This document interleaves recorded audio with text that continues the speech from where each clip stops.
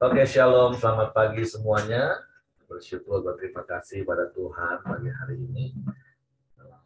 Kita boleh bangun lagi dengan tubuh yang diberkati, dengan kekuatan kesehatan yang baru yang datang daripada Tuhan. Dan pagi hari ini kita boleh datang lagi menghampiri tahta kasih karunia Tuhan dengan hati yang haus seperti rusa yang rindu dan aliran sungai. Dan begitulah jiwa kita terus merindukan Tuhan. Hanya Tuhan yang dapat memuaskan hasrat jiwa kita. Tuhan yang dapat memenuhi setiap kebutuhan kita, baik roh, jiwa, maupun tubuh. Bapa, kami bersyukur, kami berterima kasih kepadamu pagi hari ini.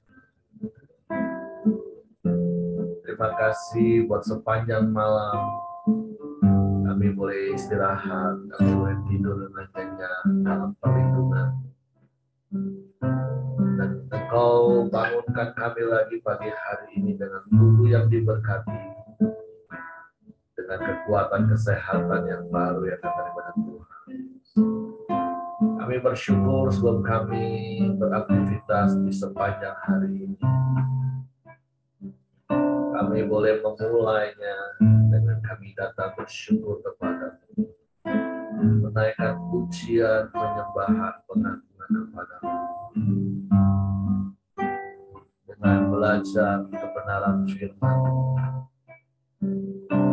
Sungguh kebenaran-Mu lah yang akan memerdekakan hidup kami. Firman-Mu lah terang bagi jalan-jalan kami, pelita bagi kaki kami. Waktu pagi hari ini kami datang menghampiri tahta kasih karunia-Mu dengan penuh kerinduan. Sebab Engkaulah segala-galanya bagi kami. Yesus, hanya Engkaulah yang kami nanti-nantikan. Hanya kepadamu hati kami percaya.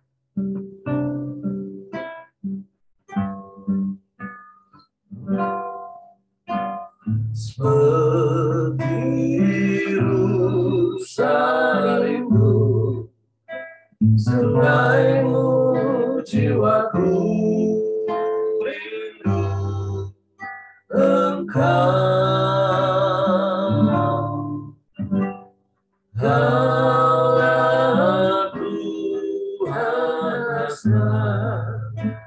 Hatiku rindu menyembahmu. Sekali katakan seperti rusa. Seperti rusa rindu, sungaimu jiwaku rindu Engkau.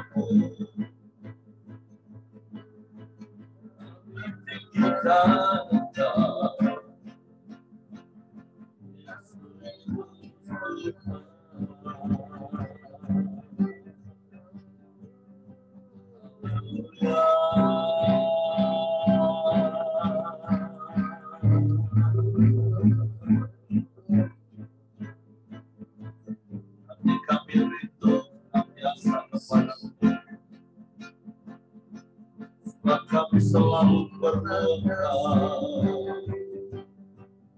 selalu kami mau tinggal di dalam-Mu selamanya.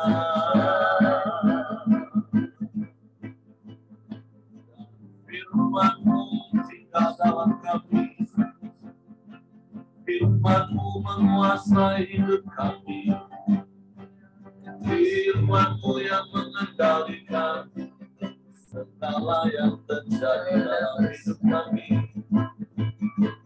Firman-Mu yang mengendalikan pikiran, kehendak, dan perasaan kami, dan keinginan kami.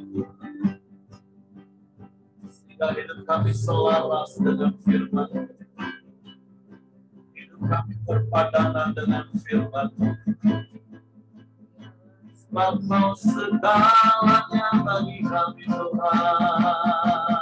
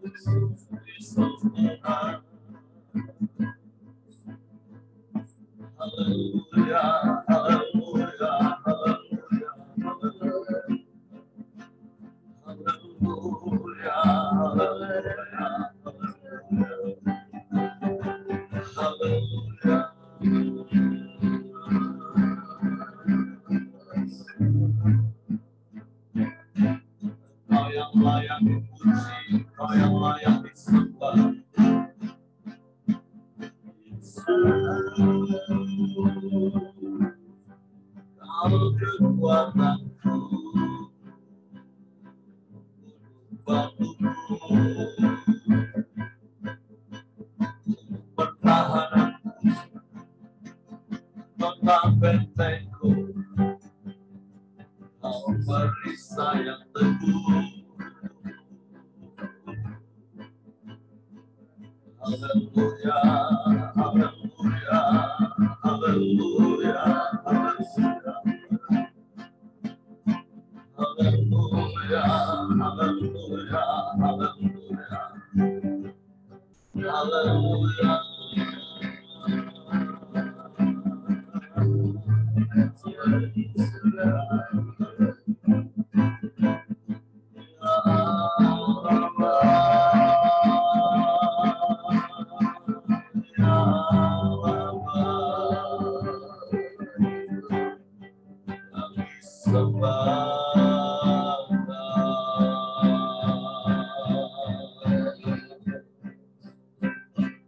Haleluya, haleluya, haleluya, haleluya. Layak Engkau dipuji, disembah, ditinggikan, diagungkan selamanya.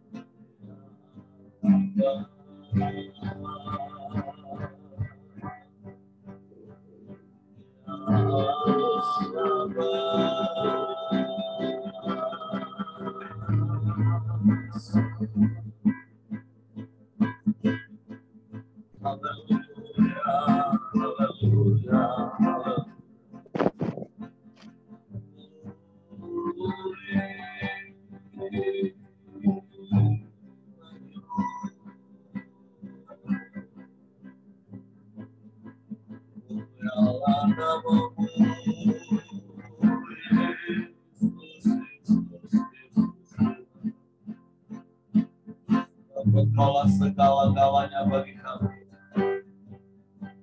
sebab Engkau yang sangat berarti bagi kami.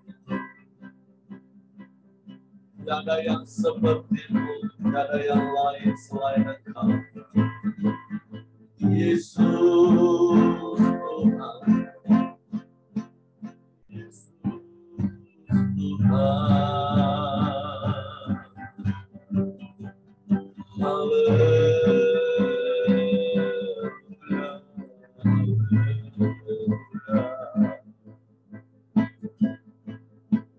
Ajaib, ajaib, ajaib, ajaib Tuhan.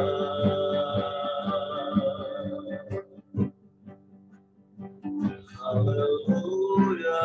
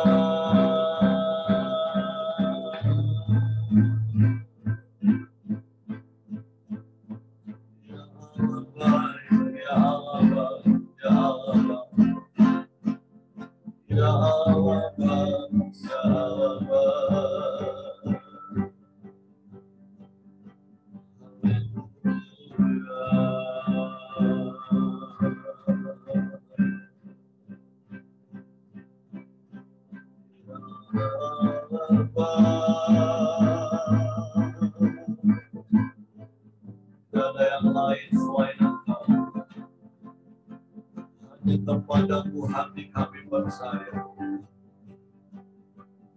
hanya kepadamu kami mempercayakan hidup kami. Sebab Engkau Tuhan, Engkau yang berdaulat penuh atas hidup kami, Engkau yang punya rancangan atas hidup kami.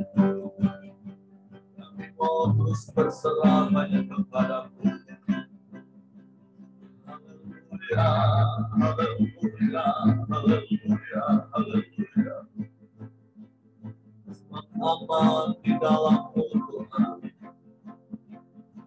tenang bersama-Mu.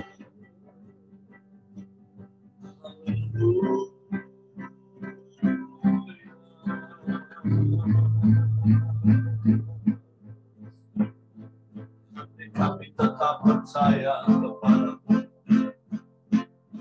dan hanya kepada-Mu.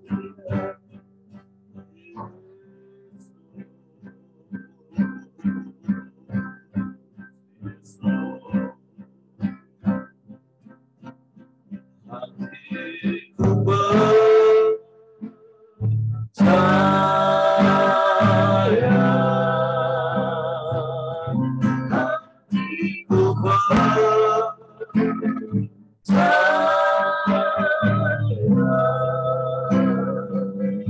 hatiku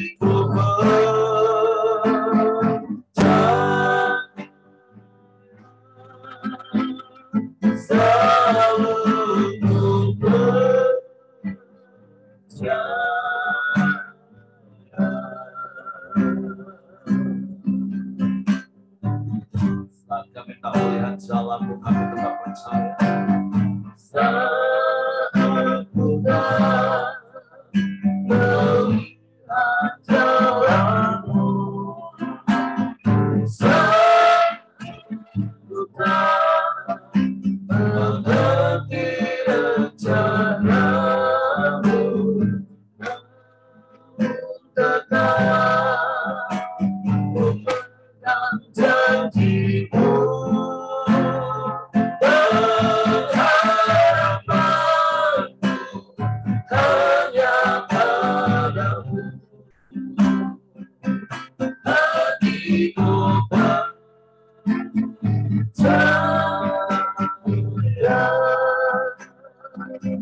hatiku percaya, hatiku percaya,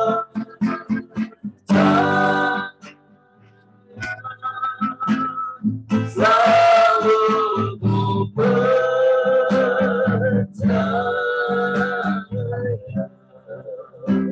Kita katakan saat tetap melihat jalan-Mu Tuhan, kami mau tetap percaya.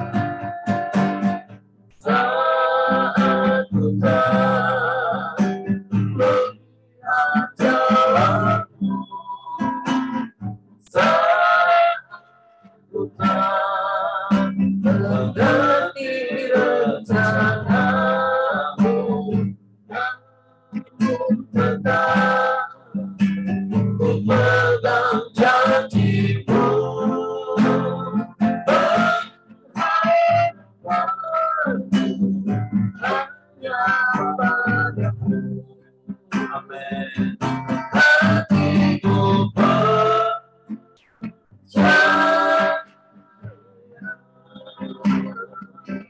hatiku percaya, hatiku percaya,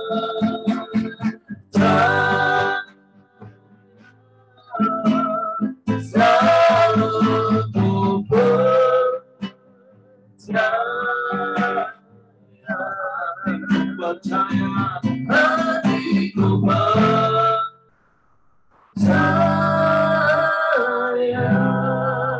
Amin, amin. Hatiku percaya,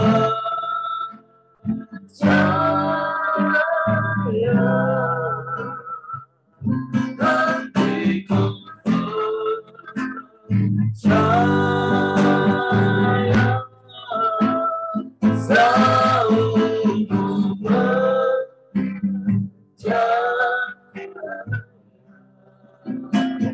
selalu ku percaya,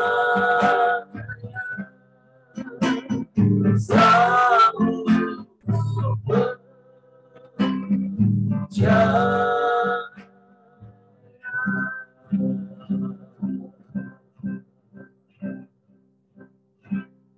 Ini yang terus kami mau lakukan dalam hidup kami, yaitu percaya hanya kepada-Mu. bahkan mempercayakan seluruh hidup kami ke dalam tangan. Sebab Engkau gembala yang baik bagi kami. Engkau yang menuntun, memimpin, melindungi, menjagai, dan memberkati hidup kami. Sehingga sekalipun kami tidak dapat melihat apa yang di depan kami, tapi satu hal yang kami percaya, ada Engkau di depan memimpin kami. Untuk kami mau terus berserah kepadamu, percaya kepadamu, berpegang teguh kepada janji-janji firman. Untuk pagi hari ini kami buka hati kami lagi hanya untuk firman. Roh Kudus tolong kami untuk mengerti dan memahami firman, sehingga kami percaya firman dan kami melakukannya dalam hidup. Dalam nama Yesus kami sambut firman. Haleluya, haleluya. Oke, silakan Pak Ramli. Baik, terima kasih Pak Heri. Selamat pagi Bapak-Bapak, Ibu, teman-teman semua. Hari ini saat duduk kita sampai di surat kepada jemaat 7 jemaat yang disurati. Yang pertama adalah jemaat di Efesus dari Wahyu 2 ayat 1 sampai ayatnya yang ke-7. Saya akan bacakan bagi kita semua. Kepada jemaat di Efesus, ayat 1, tuliskanlah kepada malaikat jemaat di Efesus, inilah firman dari Dia yang memegang ketujuh bintang itu di tangan kanannya dan berjalan di antara ketujuh kaki dian emas itu. Ayat 2, aku tahu segala pekerjaanmu, baik jerih payahmu maupun ketekunanmu. Aku tahu bahwa engkau tidak dapat sabar terhadap orang-orang jahat, bahwa engkau telah mencobai mereka yang menyebut dirinya rasul, tetapi yang sebenarnya tidak demikian, bahwa engkau telah mendapati mereka pendusta. Dan engkau tetap sabar dan menderita oleh karena namaku, dan engkau tidak mengenal lelah. Namun demikian, aku mencela engkau, karena engkau telah meninggalkan kasihmu yang semula. Sebab itu, ingatlah betapa dalamnya engkau telah jatuh. Bertobatlah dan lakukanlah lagi apa yang semula engkau lakukan. Jika tidak demikian, aku akan datang kepadamu dan aku akan mengambil kaki dianmu dari tempatnya, jikalau engkau tidak bertobat. Tetapi ini yang ada padamu, yaitu engkau membenci segala perbuatan pengikut-pengikut Nikolaus yang juga ku benci. Ayat 7, siapa bertelinga, hendaklah ia mendengarkan apa yang dikatakan Roh kepada jemaat-jemaat. Dan siapa menang, dia akan kuberi makan dari pohon kehidupan yang ada di Taman Firdaus Allah. Ya, Bapak Ibu, kita tahu ya, nanti dimulai hari ini dan berikut-berikutnya ya, kita akan membaca pesan-pesan yang disampaikan kepada 7 jemaat. Ya. Nah, kepada jemaat di Efesus ini, kalau saya tidak salah, ini adalah yang paling sering ya dikhotbahkan, yang paling sering diajarkan kepada kita, dan kita sudah sering juga mendengarnya. Tapi sekali lagi firman Tuhan itu luar biasa ya. Ketika kita membaca ulang, mempelajarinya ulang, selalu ada hal-hal yang baru ya yang bisa kita terima. Mengenai jemaat di Efesus ini, kalau kita perhatikan ya ayat yang kedua, aku tahu segala pekerjaanmu. Yang bisa kita yang bisa kita dapat yang pertama dari ayat ini adalah bahwa Tuhan itu tahu ya. Tuhan tidak tidur, Tuhan tidak buta terhadap apa yang kita kerjakan di dalam hidup ini, ya, khususnya di dalam pelayanan. Ya. Apa yang Tuhan tahu? Tuhan tahu semua apa yang kita kerjakan, ya. Yang kita kerjakan Tuhan tahu. Jadi artinya apa? Yang saya dapat adalah kita tidak perlu kecewa, ya, atau berkecil hati. Kalau apa yang sudah kita kerjakan di dalam pelayanan atau di dalam kehidupan ini ya tidak direspon orang, tidak dihargai, ya, tidak dimengerti oleh orang lain, ya. Kita tidak perlu kecewa, kita tidak perlu baperan atau tidak perlu undur dari Tuhan, ya, karena dari ayat yang kedua ini kita dengan jelas belajar bahwa ternyata Tuhan itu tahu kok apa yang kita kerjakan, ya, sekecil apapun yang kita perbuat, Tuhan lihat dan Tuhan mencatat, ya, Tuhan menghargai, ya. Jadi ayo tetap semangat, ya, tetap bekerja dengan sungguh-sungguh, ya. Makanya dikatakan di ayat yang lain, kalau kita melakukan segala sesuatu, lakukanlah semuanya untuk Tuhan dan bukan untuk siapapun, ya. Nah, itu yang pertama, ya. Jadi apa yang Tuhan tahu, ya? Yang Tuhan tahu sekali lagi semua yang kita kerjakan. Kalau kita lihat ayat yang kedua ini, ya, khusus untuk jemaat di Efesus, Tuhan tahu jerih payah kita, Tuhan tahu ketekunan kita, ya, Tuhan tahu dalam hal ini jemaat di Efesus, ya, Tuhan tahu ketidaksabaran mereka terhadap orang-orang yang jahat atau orang-orang yang melenceng dari kebenaran, ya. Bahkan Tuhan tahu juga bahwa mereka mengenali rasul-rasul palsu, ya. Tuhan tahu mereka sabar, Tuhan tahu mereka menderita karena nama Tuhan, dan Tuhan tahu mereka tidak mengenal lelah. Kalau kita perhatikan, ya, karakteristik yang dicatat di kitab Efesus ini, ya, di kitab Wahyu ini terhadap jemaat di Efesus, ya, itu kita sama-sama pasti mengakui bahwa ini jemaat yang luar biasa, ya. Ini jemaat yang hebat, ya, jemaat yang bagus lah, ya. Kebetulan saya memimpin sebuah jemaat di Bungo, ya. Tentu kalau kita bandingkan dengan jemaat yang di Efesus ini mungkin tidak ada apa-apanya, ya. Karena karakteristiknya luar biasa, jerih payah, berarti mereka tidak malas, ya. Sebentar.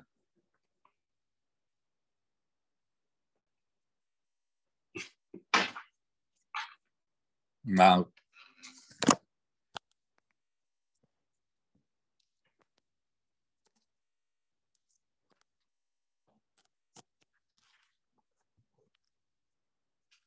ya. Jadi ini bisa dikategorikan jemaat yang luar biasa. Mereka bukan jemaat yang malas, mereka berjerih payah, mereka tekun, ya. Mereka menegakkan kebenaran, mereka mampu mengenali nabi-nabi palsu, mereka sabar, mereka siap menderita dalam nama Tuhan, ya. Mereka tidak mengenal lelah, ya. Saya baca-baca bahwa tidak mudah bagi jemaat di Efesus hidup sebagai orang Kristen, hidup sebagai orang percaya pada zaman itu, ya. Kenapa? Karena diceritakan bahwa pada zaman itu di Efesus itu banyak sekali penyembahan-penyembahan berhala kepada dewa-dewa Romawi, ya, dewa-dewa Yunani, ya. Sehingga itu menjadi hal yang biasa, menjadi seperti tatanan masyarakat biasa untuk menyembah kepada berhala. Jadi menjadi orang Kristen yang tidak menyembah berhala pada waktu itu tentu dianggap aneh, ya. Justru dianggap sesat, ya. Karena apa? Karena tidak seperti kebanyakan masyarakat umum yang menyembah berhala, yang menyembah dewa-dewa Romawi, dewa-dewa Yunani, ya. Jadi nggak gampang bagi jemaat di Efesus untuk hidup sebagai orang percaya, menunjukkan imannya. Terlebih-lebih pada waktu itu dikatakan di dunia bisnis, ya, di profesi-profesi tertentu, ya, mereka punya pedagang-pedagang tertentu, punya perserikatan-perserikatan, di mana dikatakan perserikatan itu mereka saling tolong-menolong. Tetapi di masing-masing perserikatan juga punya dewa-dewa, berhala-berhala yang disembah.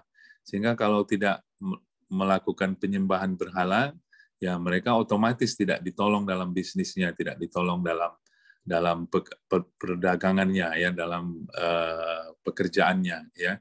Jadi sekali lagi tidak mudah. Tetapi jemaat di Efesus tidak peduli akan hal itu. Mereka tetap berjalan di dalam jalan kebenaran Tuhan. Mereka tidak ikut-ikutan masyarakat untuk menyembah berhala. Ya, jadi sekali lagi ya penekanannya mereka adalah jemaat yang luar biasa. Tetapi demikian ya kita tahu ayat yang keempat ya Tuhan mencela mereka ya Tuhan mencela mereka, Tuhan menegur mereka ya. Jadi kita bisa pelajari di sini ya bahwa sekali lagi Tuhan tidak melihat tampilan luar dari kehidupan kita ya. Tuhan tidak melihat sekedar apa yang kita kerjakan di dalam hidup ini atau apa yang kita kerjakan di dalam pelayanan. Tapi kita belajar dari kisah ini, Tuhan melihat jauh ke dalam hati kita. Ya. Jadi kenapa? Karena jemaat ini sebenarnya dari luar biasa apa yang mereka kerjakan, tapi tetap saja Tuhan mencela mereka. Ayat yang keempat, namun demikian aku mencela engkau. Ya, Tuhan mencela. Nah, yang menariknya adalah Tuhan tidak mencela jemaat di Efesus karena dosa atau karena kesalahan yang mereka lakukan, ya. Bukan karena itu. Tapi karena apa? Nah, karena kita semua sudah tahu, ya, karena engkau telah meninggalkan kasih yang mula-mula, ya. Nah, ini yang nanti tentu akan banyak kita diskusikan bersama-sama, ya, meninggalkan kasih yang mula-mula. Ya. Nah, perlu diingat bahwa jemaat di Efesus bukan tidak mengasihi Allah, mereka mengasihi Allah. Ya, buktinya mereka mengasihi Allah, mereka siap menderita karena nama Tuhan, mereka tidak mengenal lelah, mereka sabar, ya, mereka mampu mengenali nabi-nabi palsu, ya. Mereka pasti tentu mengasihi Tuhan, ya. Tetapi persoalannya adalah mereka telah kehilangan kasih yang mula-mula. Apa kasih yang mula-mula itu, ya? Kasih yang mula-mula adalah kasih yang muncul, ya, saat pertama kali kita mengenal Allah. Ya, saat pertama kali kita mengenal Allah. Jadi apa ya? Pertanyaannya bukan begini, bukan apakah saya mengasihi Allah, ya, bukan seperti itu ya. Tetapi kalau kita ditanyakan apakah saya mengasihi Allah, tentu kita jawabannya otomatis kita mengasihi Allah ya. Tetapi apakah kita masih memiliki kasih yang mula-mula itu, ya? Nah, ini yang perlu kita tanyakan kepada hati kita masing-masing, ya. Bagi saya pribadi, saat teduh hari ini tentu untuk saya juga, ya, untuk mengkoreksi saya pribadi, ya. Kalau kita kembali kepada ini, ya, pengalaman kasih yang mula-mula, ya, kita rata-rata semua di sini tentu sudah menikah, ya, dan sudah punya pengalaman jatuh cinta, ya. Nah, kalau kita ingat-ingat ke belakang pengalaman kita saat jatuh cinta, ya, hampir semua ya, saya kira semua lah ya yang ada di Forum Dio ini sudah pernah mengalami ya apa itu jatuh cinta. Ya, waktu kita jatuh cinta, ya, semua tahu jantung kita berdebar-debar ya, jantung kita berdebar-debar, ya, mata kita berbinar-binar, ya, hati, pikiran kita, ya, selalu tertuju kepada apa? Kepada orang yang kita cintai. Dan coba kita kita bedah ya. Kalau waktu kita saat jatuh cinta, ya, pertama kali, ya, apa yang terjadi di dalam diri kita, ya? Yang pertama mungkin kita bisa mengatakan bahwa perhatian kita, ya, selalu terpusat kepada orang yang kita cintai. Ya. Jadi perhatian kita selalu terpusat kepada orang yang kita cintai. Dalam hati kita, kita berkata bahwa saya akan selalu siap mendengar ucapan-ucapannya, perkataan-perkataannya.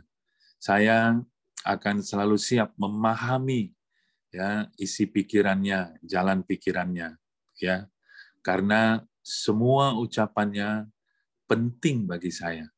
Kita fokus kita, ya perhatian kita terpusat kepada orang yang kita cintai, orang yang kita kasihi. Nah, itu mungkin yang pertama yang kita alami ketika kita pertama kali jatuh cinta, ya, cinta yang mula-mula kepada pasangan kita. Nah, coba kita bayangkan, ya, kita aplikasikan sikap yang seperti itu kepada Tuhan, ya, bahwa fokus kita, perhatian kita terpusat terus, tidak pernah lalai, ya, selalu terpusat kepada Tuhan, ya. Kita selalu siap mendengarkan ucapannya, ya. Kita selalu siap untuk memahami jalan pikirannya, isi hatinya, ya. Kita selalu mengatakan bahwa ucapan-ucapannya penting bagi kita, ya.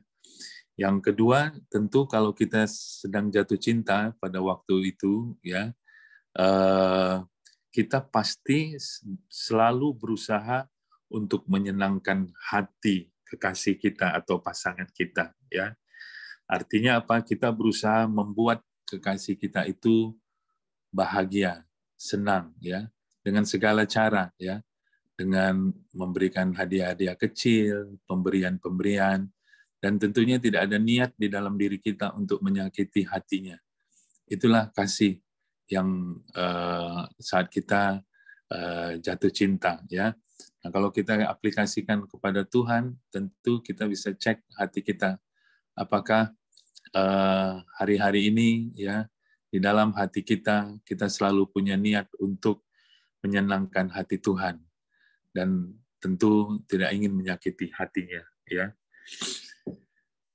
Nah, kemudian apalagi, ya, waktu kita saat mengalami cinta yang pertama, cinta yang mula-mula, ya, tentu kita punya pengalaman bahwa kita selalu siap sedia, ya, ketika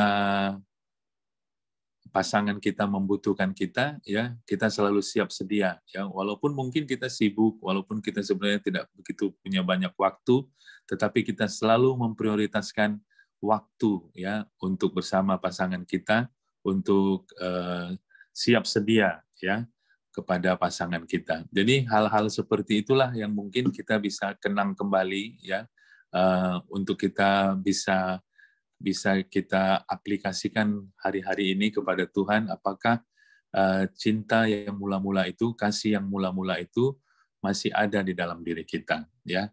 Nah, ini setuju tidak setuju, ya. Faktanya adalah katanya bahwa cinta yang mula-mula, cinta yang pertama itu tidak lama bertahan, ya. Hanya bertahan beberapa bulan, beberapa tahun. Nah, ini menjadi diskusi yang menarik tentunya, ya.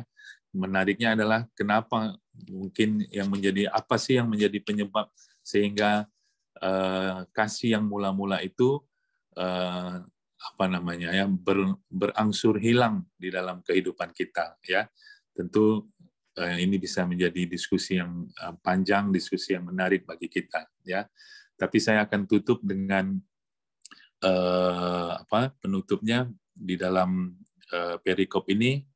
Tuhan memberikan jalan keluarnya kepada kita, ya. Jalan keluarnya di ayat yang kelima. Sebab itu ingatlah betapa dalamnya engkau telah jatuh, bertobatlah dan lakukanlah lagi apa yang semula engkau lakukan, ya. Jadi Tuhan memberikan jalan keluarnya supaya kita mengingat. Mengingat itu berarti kita harus menyadarinya, ya. Mengintrospeksi diri kita, menguji diri kita sendiri, ya. Apakah dari luar kita kelihatannya memang hebat di dalam pelayanan, kita melakukan pelayanan yang luar biasa, tetapi sesungguhnya kita telah kehilangan kasih yang mula-mula kepada Tuhan. Oleh karena itu yang kedua, jalan keluarnya Tuhan menginginkan supaya kita bertobat dan melakukan kembali apa yang dulu, ya, waktu kasih mula-mula itu kita lakukan, ya. Kita fokus kita hanya untuk Tuhan, ya. Selalu ingin menyenangkan hati Tuhan, ya, selalu siap sedia, ya, untuk memberikan waktu kita, tenaga kita, pikiran kita, bahkan hidup kita untuk Tuhan, ya. Jadi Tuhan yang menjadi hal yang utama di dalam kehidupan kita. Maka diingatkan hal yang cukup serius, ya. Jika kita tidak bertobat dan tidak melakukan lagi apa yang harus kita lakukan, maka dikatakan Tuhan akan mengambil kaki dian kita, ya. Ini banyak persepsi, tapi yang sederhana adalah kaki dian itu adalah alat penerang tentunya, ya, untuk menerangi kehidupan kita. Bayangkan kalau kaki dian itu, alat penerang itu tidak ada dalam hidup kita, maka tentunya hidup kita ada di dalam kegelapan, ya. Kita tidak tahu arah tujuan hidup kita, tidak tahu apa yang harus kita lakukan, kita bingung dan lain sebagainya, ya. Karena apa? Karena kaki dian dalam hidup kita sudah diambil, ya. Jadi itu karena waktunya terbatas, itu yang bisa saya sharingkan, ya. Bagi kita, saya percaya ini sudah sering kita dengar, ya. Tapi hari ini biarlah firman Tuhan ini mengingatkan kita kembali untuk kita mengintrospeksi diri kita, ya, di tengah-tengah kesibukan, di tengah-tengah begitu padatnya, begitu banyaknya rencana pelayanan yang kita kerjakan, pekerjaan yang kita kerjakan, ya. Apakah kita masih memiliki kasih yang mula-mula di dalam hidup kita, ya. Itu saja Pak Eri, yang saya kembalikan kepada Pak Eri. Tuhan Yesus memberkati. Oke, terima kasih untuk Pak Ramli buat sharingnya pagi hari ini, mengingatkan kita untuk mengintrospeksi diri kita lagi. Apakah kita masih seperti waktu pertama kali kita mengenal Tuhan, mengasihi Tuhan, memiliki kasih yang semula, sehingga segala sesuatu kita lakukan didasari dengan kasih, bukan hanya sebatas rutinitas, kebiasaan, sehingga semuanya hanya dilakukan dengan hambar. Ya, mungkin memang terkadang pola pikir kita dipengaruhi dengan paradigma tentang yang namanya cinta. Yang tadi seperti Pak Ramli juga berikan gambaran, waktu Bapak Ibu pertama kali jatuh cinta dengan pasangan Bapak Ibu, kan grafik dunia mengajarkan seperti ini. Cinta itu ketika kita mulai, wah menggebu-gebu sampai pernikahan. Tapi pernikahan itu menjadi klimaks dari cinta itu. Dan kemudian lambat laun menjadi turun, menjadi biasa, menjadi tawar, menjadi hambar. Walaupun statusnya tetap suami istri, melakukan tugas kewajibannya sebagai suami istri tetap lakukan, tapi semua terkadang dilakukan tanpa kasih, tanpa cinta. Dan salah satu indikasinya adalah kita mudah kecewa, kita melakukan hal-hal tersebut, dan ketika kita tidak mendapatkan apa yang menjadi harapan kita dari pasangan kita, kita bisa menjadi kecewa. Nah, sama dengan Tuhan, terkadang paradigma yang sama itu tertanam dalam hidup kita untuk hubungan dengan Tuhan. Padahal untuk dengan Tuhan kan bukan cinta, dopamin, asmara. Tapi dengan Tuhan itu harusnya kasih. Dan kasihnya itu adalah kasih dari Tuhan itu sendiri yang memenuhi hidup kita. Nah, makanya ada begitu banyak orang, dia tetap melakukan rutinitas agamawi, dia tetap melakukan hal-hal secara lahiriah ibadahnya, tapi semua dilakukan pusatnya, sentralnya bukan lagi untuk Tuhan dan kepada Tuhan, tapi kepada dirinya. Sehingga dia bisa merasa kecewa. Nah, tentu hari ini firman Tuhan mengingatkan satu hal. Kalau kita sudah terjebak pada hal seperti itu, nggak ada cara lain bertobat. Sama seperti berkali-kali kalau saya konselingin keluarga. Dulu kalau lagi pacaran, rasanya nggak mau pulang. Diusir suruh pulang pun nggak mau. Pengennya nempel terus. Sekarang sudah tinggal satu rumah, diajak ngobrol sebentar aja susahnya minta ampun. Dulu waktu kenal Tuhan rasanya pengen doa, nyembah Tuhan terus. Sekarang sudah sibuk pelayanan, nggak punya waktu lagi intim bersama dengan Tuhan secara pribadi, ngobrol dengan Tuhan. Nah, dulu apapun bisa dilakukan. Nggak peduli dengan orang mau puji, orang mau kata-kata, sampaikan sesuatu atas apa yang kita kerjakan, nggak peduli. Tapi sekarang ketika kita merasa kita sudah mencari lelah untuk pekerjaan Tuhan, dan sepertinya orang tidak memberikan apresiasi, kita bisa kecewa. Padahal kalau dulu, pokoknya aku kan lakukan untuk Tuhan. Karena saya ingat satu teman saya, satu kali dia curhat dan cerita, awal-awal dia semangat lakukan semua, tapi sampai satu titik dia mulai merasa kok jadi aku sendiri yang mengerjakannya. Sampai satu hari akhirnya Tuhan ngomong, loh, yang nyuruh kamu ngerjain siapa? Terus kamu kerjain untuk siapa? Kalau emang kamu mau kerja untuk aku dan lakukan untuk aku, ya udah kerjain aja. Orang peduli nggak peduli, orang ikut nggak ikut, itu kan urusan orang. Kan kamu lakukan untuk aku. Nah itu, saya berharap teman saya ingat, atau teman saya mau cerita sendiri, memberi contoh tersebut. Atau sudah lupa kisah itu. Nah, tapi itulah realita dalam hidup, Bapak Ibu. Mari hari ini coba kita periksa hati kita. Apakah segala sesuatu masih kita lakukan itu karena memang didasari kasih untuk Tuhan, atau karena hanya sebatas rutinitas dan sentralnya, pusatnya bukan lagi Tuhan, tapi aku. Nah, itu yang perlu kita introspeksi diri kita. Dan indikasinya sederhana, saya ngomong tadi, kalau kita melakukan sesuatu dan kita bisa kecewa karena apa yang kita lakukan, coba cek hati kita. Apakah kita lakukan itu untuk Tuhan atau untuk diri kita sesungguhnya. Oke, terima kasih, itu saja. Mungkin Ibu Mirianti mau tambahkan sesuatu. Iya, sedikit Pak ya. Puji Tuhan, terima kasih. Selamat pagi Bapak Ibu. Jadi fokus. Saya mau sampaikan tentang fokus. Fokus kita adalah Tuhan. Dalam setiap apapun pelayanan kita, mau pelayanan rumah tangga di rumah ya, dalam kehidupan suami istri pun itu fokusnya Tuhan. Nah, saya ini kan sudah kawin hampir 50 tahun loh sebenarnya. Ya, 40 sekian tahun ya.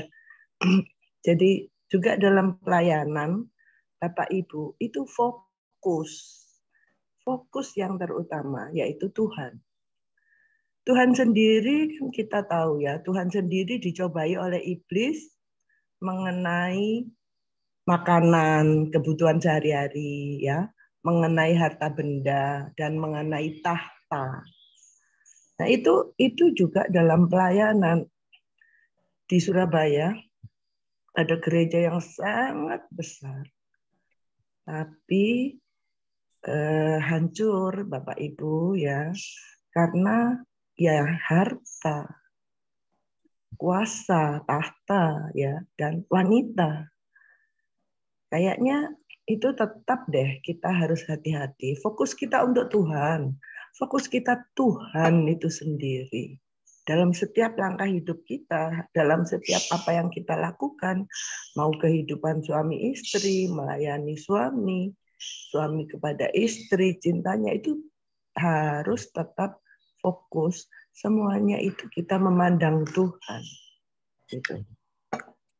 Kalau dikatakan hanya sebulan, hanya 3 bulan, terus nanti dalam rumah tangga, terus nggak ada lagi. Waduh, salah lah itu menurut saya. Karena nggak fokus kepada Tuhan. Ya semuanya itu harus fokus. Semuanya itu Tuhan. Karena kita ini milik Tuhan. Dan apa yang kita lakukan itu untuk Tuhan. Nah, itu yang saya ingin ingatkan kita kembali. Dan jangan lupa, iblis tetap akan mengganggu kita. Pak, terima kasih, puji Tuhan. Terima kasih. Ibu Ros, silakan. Iya, kalau aku cerita sedikit. Kalau aku setuju sama Bu Mirianti. Dulu aku juga salah fokus. Kalau aku fokusnya, waktu dulu aku rajin melayani, ini oke, disuruh apa oke. Pikiranku fokusnya salah. Aku berusaha menukarnya, aku mau Tuhan lihat aku rajin. Aku mau melakukan apapun. Tapi aku berusaha tuh dalam hatiku, aku mau menukarnya dengan kesembuhan anak aku. Nah itu kalau dulu aku salah fokusnya di sini. Ini melayani, tapi fokusnya tuh mau tukar. Nggak betul itu. Jadi yang benar ya seperti Ibu nanti bilang, fokus sama Tuhan. Ya seperti kata Pak Heri lah, hidupnya bukan tentang kita, tapi tentang Tuhan Yesus. Itu Pak, sedikit dari aku. Sedikit tapi nancap. Ya, jadi lakukan segala sesuatu itu sentralnya, pusatnya harusnya Tuhan, bukan kita. Dan saya percaya sih Bapak Ibu adalah orang-orang yang tetap menjaga hati sampai hari ini, tetap menjaga kasih semula itu ada.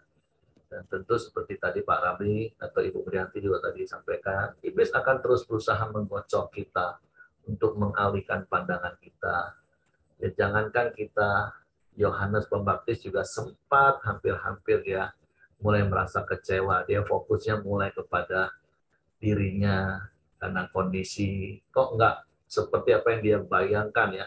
Kalau harusnya dia menjadi orang yang membuka jalan bagi Tuhan, harusnya Tuhan peduli dong dengan aku waktu aku di penjara. Minimal kunjungin deh, kalau nggak kasih uang jaminan untuk bebasin aku, lakukan sesuatu lah untuk aku. Tapi ini datang juga kagak, boro-boro pasti uang jamin untuk bebasin aku. Ya mungkin seperti Ibu Ros tadi, aku sudah pelayanan Tuhan, tolonglah.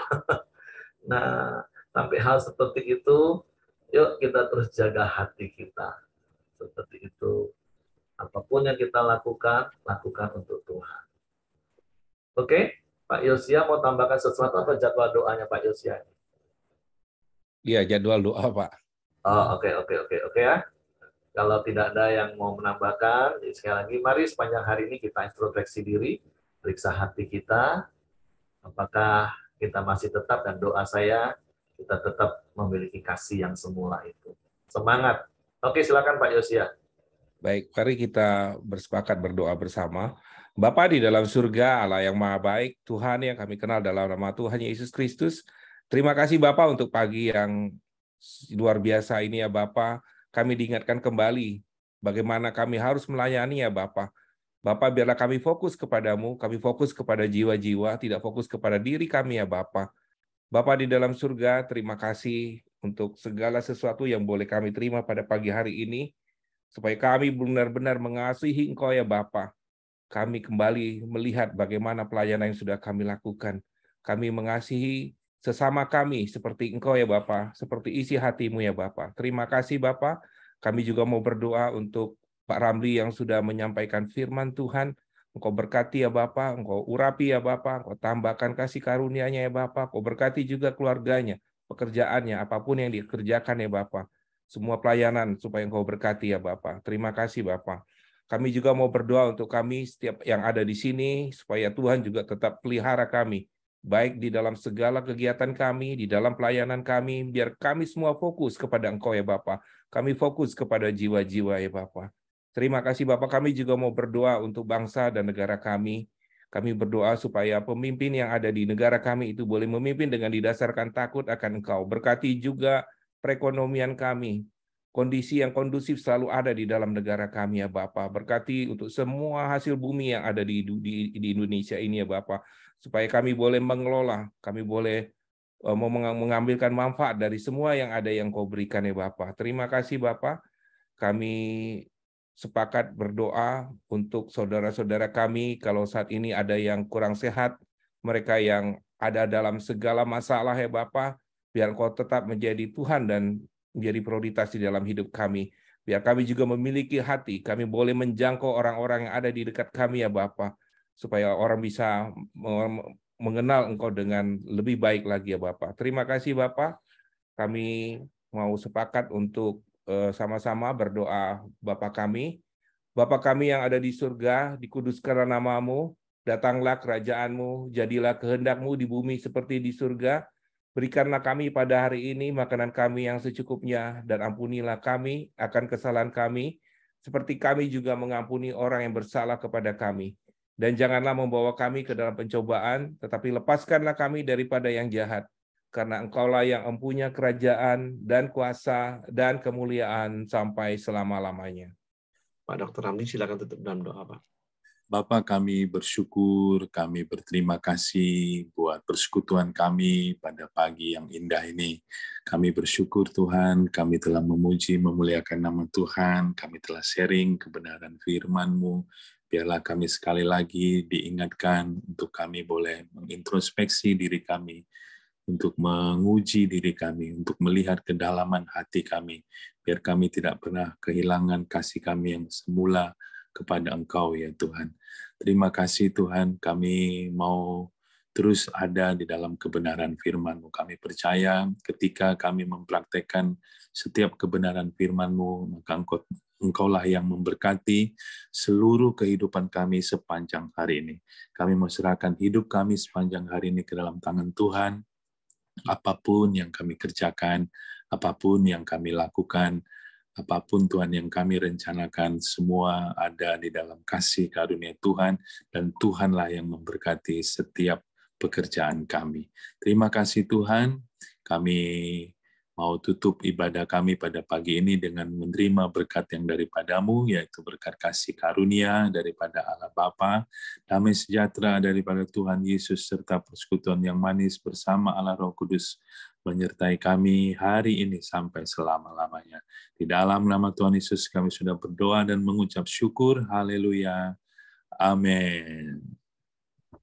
Oke, semangat pagi, selamat beraktivitas, Tuhan berkati.